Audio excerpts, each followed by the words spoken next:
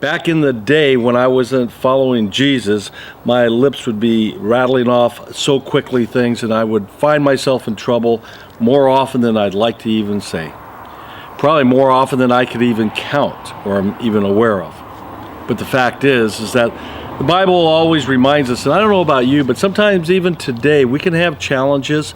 You've heard me say often about that we pause before we say anything or before we do anything. Just pause. Just long enough to allow the Holy Spirit, for us to be in contact with the Holy Spirit and ask Him to come down. Because here's the deal. In Proverbs, it reminds us all over the place, okay? But in Proverbs, let's see, it's Proverbs 18:7. A fool's mouth is his destruction, and his lips are the snare of his soul. A fool's mouth is his destruction. So I've been a fool very often, and we all can be like that at times. So, and of course in James, it reminds us in James 1:19, wherefore, my beloved brethren, let every man be swift to hear, slow to speak, and slow to wrath. So we're to be swift to listen to people, but slow to speak and slow to anger or wrath.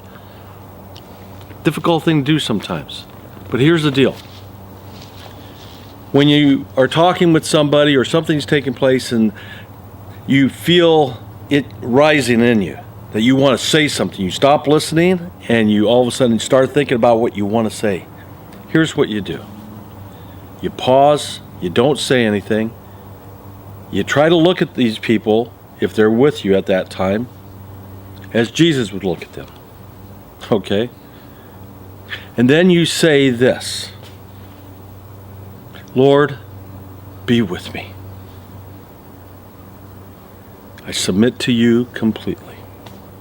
Lord, be with me. Brother, you say that quietly and to yourself, and just looking at them without looking angry and looking at them the way that Jesus would.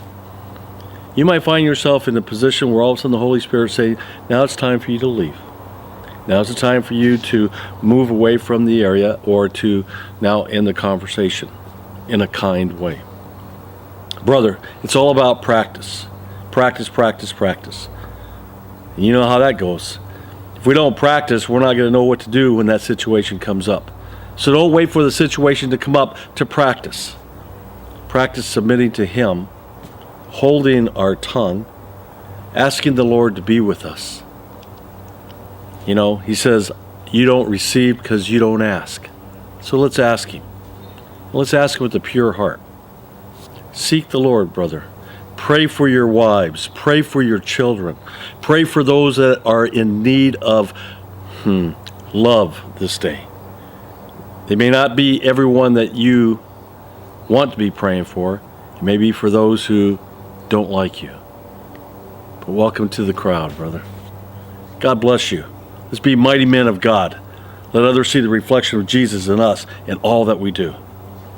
Shalom, my brother. Go Hawks.